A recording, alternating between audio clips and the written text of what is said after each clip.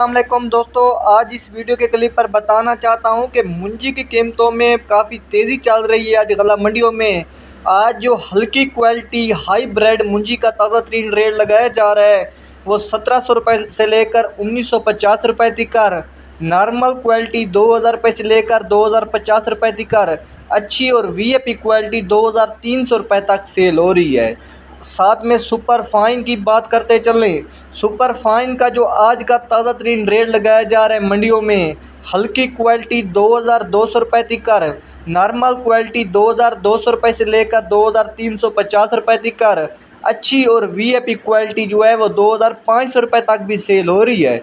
आज का जो ताज़ा तरीन 1509 या 1692 का ताज़ा तरीन रेट है, हल्की क्वालिटी 2600 रुपये तक, नॉर्मल क्वालिटी 2600 रुपये से लेकर 2770 रुपये तक।